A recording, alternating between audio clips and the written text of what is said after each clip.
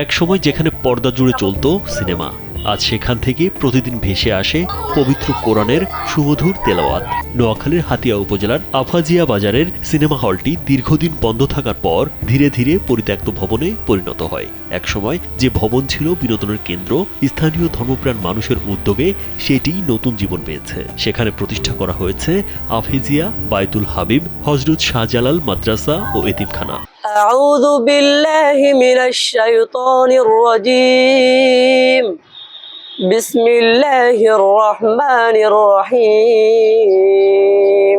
প্রতিদিন ভোর থেকে শুরু হয় শিক্ষার্থীদের পাঠদান। ছোট ছোট শিশুরা কোরআন তেলাওয়াত ও নুরানি শিক্ষা গ্রহণে ব্যস্ত থাকে। 5+ স্টার রেটিং প্রাপ্ত দেশের সর্বোচ্চ বিদ্যুৎ সাশ্রয়ী ওয়ালটন এসি স্মার্ট কমফোর্ট এখন নেক্সট লেভেলে। এক সময় যেখানে ছিল দর্শকের করতালি, সেখানে এখন শিক্ষার্থীদের কণ্ঠে মুখরিত হয় কোরআনের আয়াত। সংশ্লিষ্টদের দাবি, এই প্রতিষ্ঠান থেকে ইতোমধ্যে শত শত হাফেজে কোরআন তৈরি হয়েছে। এখানে অনেকে সিনেমা চাইতো, আড্ডা ফাড্ডা করতো, খুব খারাপ ভাবে চলাফেরা করতো।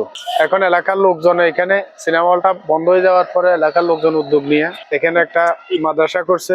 আমাদের ছেলেবেলেরা, আমাদের প্রতিবেশী পাড়াপড়শিরা বাচ্চা কাচ্চারা লেখাপড়া করে, খুব ভালো হয়েছে। স্থানীয়রা জানান, সিনেমা হলটি বন্ধ হয়ে যাওয়ার পর ভবনটি অব্যবহৃত অবস্থায় পড়েছিল।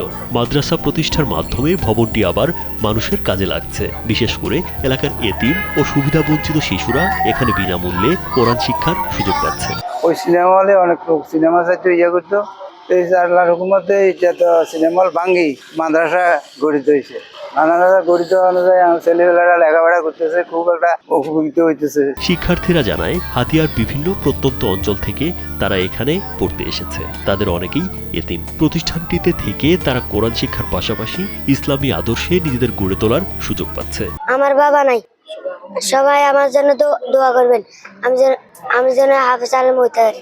আমার মা বাবার দোয়া, উস্তাদের দোয়া, হেফজ সম্পূর্ণ করেছি। এই মাদ্রাসাটা এক সময় সিনেমা হল ছিল, এখন আমার এই সিনেমা হল থেকে মাদ্রাসা হয়েছে। আল্লাহ জানে আমাদের মাদ্রাসায় কবুল করে। মাদ্রাসার শিক্ষক হাফিজ কামরুল ইসলাম জানান, স্থানীয় মানুষের অনুদানে প্রতিষ্ঠানটি পরিচালিত হচ্ছে। সরকারি কোনো সহযোগিতা পান না। সরকারিভাবে কিংবা সমাজের বিত্তবানরা এগিয়ে এলে কোরআনের শিক্ষা আরো বিস্তৃতভাবে ছড়িয়ে দেওয়া সম্ভব বলে মনে করেন তিনি। মাদ্রাসায় প্রায় 350-400 কাছাকাছি ছেলে মেয়ে পড়াশোনা করতেছে। তো এলাকার সমাজের কিছু মানুষের কিছু অনুদানে এই মাদ্রাসা মোটামুটি চলে। সরকারিভাবে কোনো অনুদান আমরা এখনো পর্যন্ত পাই নাই। এই জন্য সরকারি ভাবে কোনো ব্যক্তিবর্গ যদি আমাদের মাদ্রাসার দিকে একটু তাকায় এবং সমাজে যারা বিত্তবান আছে একটু যদি মাদ্রাসার প্রতি সহানুভূতি হয়, মনে হয় যেন আমাদের এই কোরআনের প্রচারটা আমরা আরো আগিয়ে নিতে পারবো ইনশাল্লাহ। এক সময় যেখানে মানুষের বিনোদনের আয়োজন ছিল, আজ সেখানে নতুন প্রজন্মের মাঝে ধর্মীয় শিক্ষা ছড়িয়ে দেওয়ার চেষ্টা চলছে।